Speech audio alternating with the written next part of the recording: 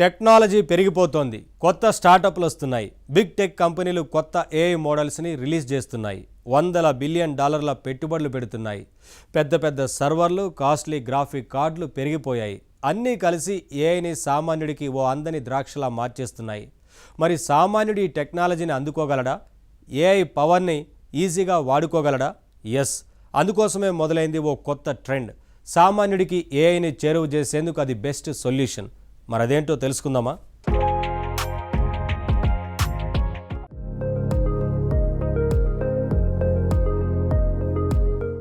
ఒక టెక్నాలజీ ఎంత గొప్పదైనా అది సామాన్యుడి దాకా వస్తేనే పూర్తిగా సక్సెస్ అయినట్టు.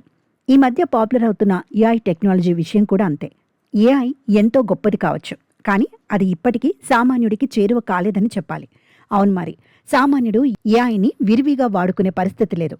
ఏఐ ఖర్చు ఎక్కువైపోతోంది. ఏఐని వాడాలంటే అటు భారీగా నెలవారీ సబ్స్క్రిప్షన్లైనా కట్టాలి, లేదా ఇటు ఖరీదైన గ్రాఫిక్ కార్డులైనా కొనాలి. ఏఐ సామాన్యుడికి పూర్తిగా అందుబాటులో ఉందా లేదా అంటే ఉంది. కానీ ట్విస్ట్ ఏంటంటే ఇప్పుడు సామాన్యుడికి చీప్లో దొరికేవన్నీ చీప్ ఏఐ మోడల్సే. మరి అటు ఏఐ కంపెనీల విషయం తీసుకుంటే అక్కడ కూడా పరిస్థితి గొప్పగా లేదు. ఏఐ టెక్నాలజీని వాడుకుని ఒక కంపెనీ ఎదగాలంటే చాలా కావాలి. కోట్ల కొద్ది ఖరీదు చేసే గ్రాఫిక్ కార్డులు కొనాలి. ఆ కార్డుల్ని తట్టుకోగలిగే పవర్ఫుల్ సర్వర్లు పర్చేస్ చేయాలి. సర్వర్ల వేడిని తట్టుకోగలిగే కూలింగ్ సిస్టమ్స్ ఏర్పాటు చేయాలి. వీటన్నింటిని నడపగలిగేంత భారీ పవర్ కావాలి. ఆ పవర్ ఖర్చులు తట్టుకోగలిగే స్తోమత ఉండాలి. ఇన్ని ఉంటే తప్ప ఏ ఏఐ కంపెనీ కూడా నడిచే పరిస్థితి లేదు. అందుకే ఇప్పుడు భారీ టెక్ సంస్థలు మాత్రమే ఏఐని వాడుకుని ఎదుగుతున్నాయి. ఏఐ సర్వీసుల్ని అమ్మి లాభపడుతున్నాయి. అఫ్కోర్స్ కొన్ని చిన్న చిన్న స్టార్టప్లు కూడా ఏఐతో ఎదుగుతున్న మాట నిజం. కానీ కంపెనీ ఎదగటం అంటే ఏమిటి? ఫండింగ్ పుష్కలంగా ఉండటం. మంచి స్టార్టప్లకి ఫండింగ్ చేస్తున్న వాళ్ళ వెనుక కూడా చాలాసార్లు పెద్ద కంపెనీలే ఉండడం గమనించాల్సిన విషయం. మొత్తం మీద ఏఐ అనేది పై స్థాయిలో తప్ప కింది స్థాయిలో చాలా మందికి అందని పరిస్థితి ఉంది. స్థాయి మాటకొస్తే ఇక్కడ 3 లెవెల్స్ గురించి మాట్లాడుకోవాల్సి ఉంటుంది. ఏఐని జస్ట్ వాడుకోవడం అనేది మొదటి స్థాయి విషయం. ఇది కామన్ యూజర్ చేసే పని.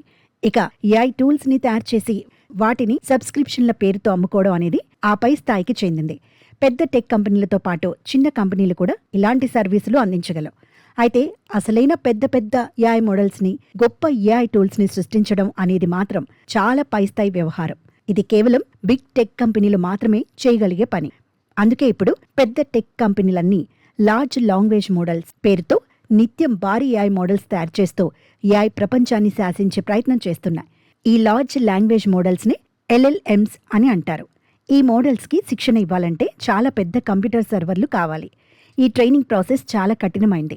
పెద్ద పెద్ద డేటా సెంటర్లు, వాటికి తగిన పవర్, కూలింగ్ విధానాలు ఇవన్నీ ఏర్పాటు చేస్తే తప్ప ఒక పెద్ద మోడల్ని ట్రైన్ చేయలేం. ఒక్క LLMని ప్రాసెస్ చేయాలన్నా $100 కోట్ల ఖర్చవుతాయి. పెద్ద టెక్ కంపెనీలు తప్ప ఇంతటి ఖర్చు ఎవరూ భరించలేరు. అయినా సరే ఏఐ మోడల్ ట్రైనింగ్ కోసం ఎంతైనా ఖర్చు పెట్టడానికి ఆ కంపెనీలు సిద్ధంగా ఉన్నాయి.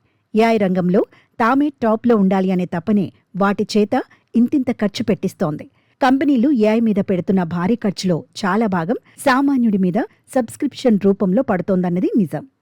అయితే ఇప్పుడు కొత్తగా పుట్టిన ఒక సింపుల్ ఆలోచన ఆ పెద్ద టెక్ కంపెనీల్ని రిస్క్లో పడేస్తోంది. ఇంతకీ ఏంటా ఆలోచన? అదే SLM అంటే స్మాల్ లాంగ్వేజ్ మోడల్. SLM అంటే ఏంటి, ఎందుకో దీని గురించి తెలుసుకుందాం. సామాన్యుడు ఏఐని వాడుకోవడం అనేది ఇకపై నిత్యావసరం అవుతుంది. కానీ సామాన్యుడికి ఏఐ ఎంతవరకు అవసరం? కొంతవరకే. ఎందుకంటే సామాన్యుడు పెద్ద సైంటిస్ట్ ఏమీ కాడు కదా. నిత్య జీవితంలో పెద్ద పెద్ద పరిశోధనలు చేయడు. రోజువారీ చేసే చిన్న చిన్న పనులే సామాన్యుడికి ఎక్కువగా అవసరమవుతాయి. ఫర్ ఎగ్జాంపుల్, ఆఫీస్కి సంబంధించిన లెటర్స్ రాయడం, ఓ 10-20 పేజీల PDF డాక్యుమెంట్లోని విషయాన్ని సులువుగా తెలుసుకోవడం, ఓ చిన్న ప్రెజెంటేషన్ తయారు చేయడం, ఇలా అతని పనులన్నీ చిన్న చిన్న పనులే. ఈ పనులన్నీ చిన్నవే అయినా ఏఐ వాడితే ఇంకా సౌకర్యంగా ఉంటుంది. ఏఐ వాడితే పనులు స్పీడ్గా అవడమే కాదు, తక్కువ టైంలో ఎక్కువ పనులు చేసేయొచ్చు. అందువల్ల సామాన్యుడికి ఏఐ అవసరమే. అయితే ఇలాంటి సింపుల్ పనులు చేయడానికి పెద్ద పెద్ద ఏఐ మోడల్స్ ఎందుకు? SLM అంటే స్మాల్ లాంగ్వేజ్ మోడల్స్ చాలు అన్నదే ఇప్పుడు ఓ అద్భుతమైన ఆలోచన. అవును, మరి SLM ఏఐ మోడల్స్ చిన్నవన్న మాటే కానీ చిన్న పనుల్ని అద్భుతంగా చేస్తాయి. మంచి భాషతో కన్విన్సింగ్గా లెటర్స్ రాస్తాయి. PDFలోని విషయాన్ని సింపుల్గా చెప్పేస్తాయి. అందమైన ప్రెజెంటేషన్ అరక్షణంలో తయారు చేస్తాయి. ఈ మాత్రం దానికి లార్జ్ లాంగ్వేజ్ మోడల్స్ అవసరం లేనే లేదు. ఫర్ ఎగ్జాంపుల్ 5 4 ఎంత అనేది చెప్పటానికి ఐన్స్టీన్ రావాల్సిన పని లేదు కదా. అందుకే రోజువారీ చిన్న పనుల కోసం పెద్ద కంపెనీలు తయారు చేసే భారీ ఎల్ఎల్ఎంలకి భారీ సబ్స్క్రిప్షన్లు కట్టడం అవసరం లేదని సామాన్యుడు భావిస్తున్నాడు. తను రెగ్యులర్గా చేసుకునే ఈ చిన్న పనుల కోసం చౌకగా దొరికే చిన్న మోడల్స్ కోసం వెతుకుతున్నాడు. దీంతో ఇప్పుడు మార్కెట్లోకి GPT-4o మినీ, లామా 3 లాంటి చిన్న లాంగ్వేజ్ మోడల్స్ వచ్చాయి. ఎల్ఎల్ఎంఎల్ని ట్రైన్ చేయడానికే కాదు, రన్ చేయడానికి కూడా కంపెనీలకి ఎంతో ఖర్చవుతుంది. మరి వాటితో పోలిస్తే ఎస్ఎల్ఎంలు నడిపేందుకో అయ్యే ఖర్చు 100వ వంతు కూడా ఉండదు.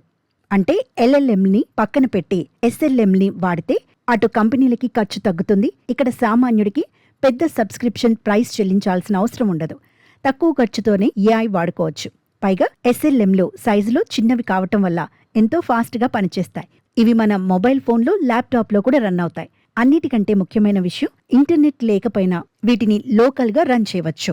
నిజంగా ఇది సామాన్యుడికి మంచి వార్తే. అయితే బిగ్ టెక్ కంపెనీలకి మాత్రం ఇది చేదు వార్త.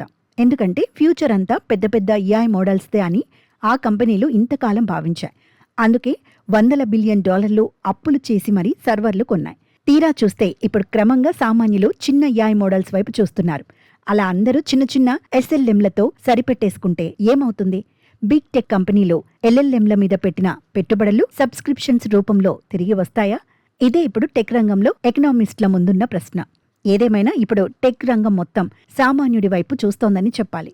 అటు సామాన్యుడికి టెక్ మీద కంట్రోల్ తెచ్చే స్లో టెక్ కావచ్చు, ఇటు సింపుల్ అండ్ బెస్ట్ అనిపిస్తున్న ఎస్ఎల్ఎంలు కావచ్చు, అన్నీ సామాన్యుడి వైపే మొగ్గు చూపుతున్నాయి. సామాన్యుడికి మంచి చేసేదే మంచి టెక్నాలజీ అన్నది ఎవరైనా ఒప్పుకోవాల్సిన సత్యం. కాదనగలమా?